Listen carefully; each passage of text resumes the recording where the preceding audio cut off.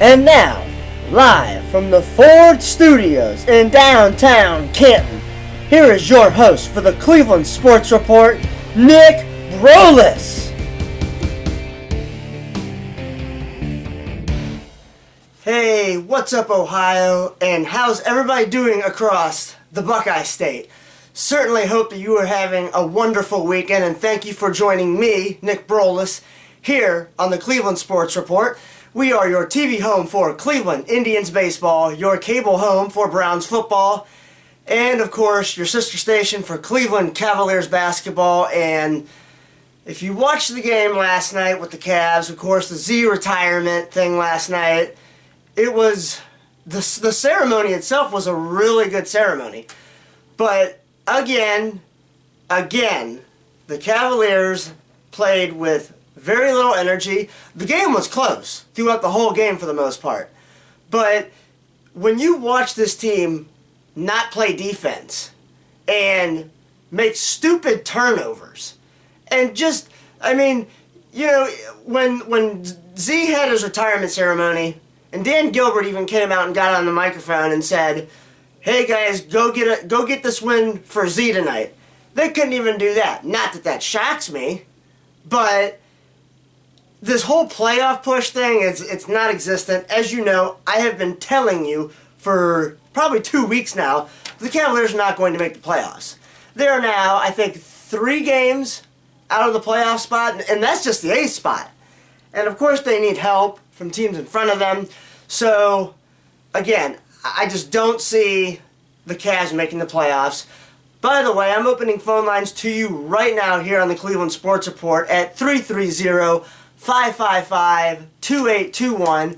Please feel free to tweet at me at NBrolis. And of course, Nick Brolis 8404 at yahoo.com is your email address to reach the Cleveland Sports Report.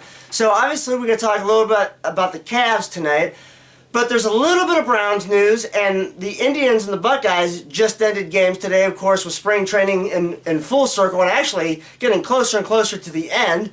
And Ohio State really trying to get a push, to get a decent seat in the NCAA tournament when it starts. So, let's start off with spring training, shall we? The Indians improved to a record of 9-1 with the win today over the Milwaukee Brewers. And Josh Tomlin got the start. He went 4 scoreless innings. Struck out 5, though. I was very impressed with what I seen out of Josh Tomlin. He switched up his mechanics a little bit, and I think that's helped him out very well so far. And Yan Gomes seemed to be the player to watch today, as he just did a great job with his entire game today, so very happy with that. And the next game for the Indians is actually tomorrow with a 4 o'clock start out in Goodyear as they host the Anaheim Angels. And of course, everybody's getting excited for the Indians to start the season up. The weather has been very good considering what we've been through here in Northeast Ohio, and anybody that here lives up north for the most part, it's just been a terrible winter for the most part for all of us that have lived up here in north. And I'm sure some of you people that live down south, you're probably saying right now, you think you've had it bad? We're so used to being in the good degrees, 60s, 70s, 80s. We've been in the 30s and the 40s for a high at times. So certainly with the return of baseball season and spring getting here, just uplifting everybody's spirits up. So that's good with that. Now, and as it pertains to the Buckeyes, they improved to 23-8, 10-8 in the Big Ten Conference. And they got a very, very gutsy and close 69-67 win today in Columbus over the Michigan State Spartans. Aaron Kraft came up pretty big, but LaQuinton Ross scored 22 points. But I gotta tell you, my player of the game wasn't even a Buckeye. It was Adrian Payne, and I've been impressed with this guy ever since he played basketball up in Michigan State. I've always liked this game. He's a big guy. He can shoot the outside shot, but he can post you up inside too. I mean, I think he's going to be a good talent in the NBA personally. So he had 23 points. And the only 2 teams that I can rest assured, well actually 3, that are going to the March Madness tournament are Michigan, Michigan State, and Wisconsin. I'm going to put Ohio State in that category too, but it's it's really going to be interesting to see where the Buckeyes fall in terms of the seeding. So, you have that. And I'm hoping to see Ohio State continue to improve their offensive scoring if they want to make it even close to the Elite Eight, which I don't see it happening. I don't even think they're going to make it to the Sweet 16. So that's with Ohio State if you want to call in and talk to me about the Buckeyes. Now, little bit of Browns news. As you all remember, DeQuell Jackson got released about 2 weeks ago from the Browns. Well, he signed a 4-year deal worth $22 million, 11 of that guaranteed, with the Indianapolis Colts. So congratulations to him. Obviously, wish him well. And he's going to be able to experience playoff football next year, so I'm happy for him in that regard. And, of course, now all the rumors are really starting to pick up for football as free agency starts tomorrow at 4 o'clock, and many people around the league are thinking the Browns are going to go after hard for Ben Tate, the backup running back for the Houston Texans, and he is behind Adrian Foster. So I'm really thinking that, or Arian Foster, I'm sorry. I have a tendency to mispronounce that first name here and there. Or maybe I'm just still stuck on Adrian Payne from Michigan State. But anyways, that would be a good pickup for the Browns, obviously. But let's just not forget Dion Lewis is still in that backfield. I still like what I seen out of him last year. So hopefully the Browns can do a good job in free agency. They got, I think, around 56, 57 million in cap space. And league rules say that they have to spend, I think it's 85 or 90% of the cap space, so obviously that's going to be able to help them out in terms of what they're going to do in the draft come May 8th through the 10th. Now, on to the consistently inconsistent Cavs. They lost 107-97 last night to the Knicks. Their record now drops to 24-40, and the Knicks actually improved to 24-40, and Carmelo had 26 points, Irving had 30, and of course, we all know about the Z retirement ceremonies I just mentioned to you to open up the show, and a couple of the former Cavaliers were there, and of course, LeBron James was there. Again, like I said to you in the last CSR, I don't have a problem with this guy personally, I really don't.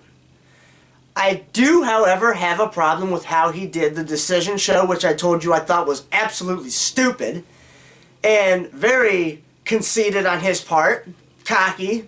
I realize most professional athletes are cocky. I get that. But anyways, getting back to the main part of the story, it was actually written by Brian Windhurst of ESPN.com that the Cavs actually got a hold of LeBron and asked him when it was convenient for him to be able to make it. So in other words, what he was saying is that the Cavs were trying to make this more so about him in the back, but making the fans think that this was about Z. Here's my opinion on Brian Windhurst. I thought he was a really good person. Still do think he's a really good person. But the problem is in my book, he's lost a lot of credibility based on the fact of as soon as LeBron took his talents to South Beach, that Windhurst followed him. And then they started that stupid heat index portion of ESPN.com and so on. But I think now that he's not so much in the back pocket of LeBron, he's just trying to stay in the focus of some of the media. And like I said, I don't have a problem with him personally, but I think that it was wrong for him to write up a story about the fact of the Cavs were actually just doing this to try to lure LeBron back to Cleveland. And as I told you before, I don't care if he does come back. If he does, fine. I'm gonna support this team regardless. So naturally, LeBron's there on the Cavs bench with Boobie Gibson and a couple other former Cavs that used to play with Z. And I'm just really, really tired of having to bring this up with people and talk about it. The guy threw so many of his teammates under the bus when he left Cleveland. And then there was a game last year, I think it was either early this year or late last year, where he actually threw his Miami teammates under the bus because he said in a quote after a game, I had to go back into Cleveland mode, like how I played back in Cleveland. What's that supposed to mean? What's that supposed to mean? Like, it was all you that was the reason why Cleveland had success? I'm not saying that he didn't have a major part in why the Cavs were so successful for all pretty much all 7 years that he was there. But dude, you have to have good people around you. You've got to have people to set your picks for you, get your rebounds when you do miss, things like that. You still got to have a good bench to make it deep in the playoffs in the NBA. So aside from all that, I'm ready. I'm so tired of talking about, is he going to come back? I'm tired of hearing about it. And this is one reason why I don't even watch SportsCenter in the morning. Because if LeBron has a horrible game, which is what, like usually 10 points or something like that, or if he goes off for like 60-some points, they give the entire 10-15 minutes to SportsCenter just for him.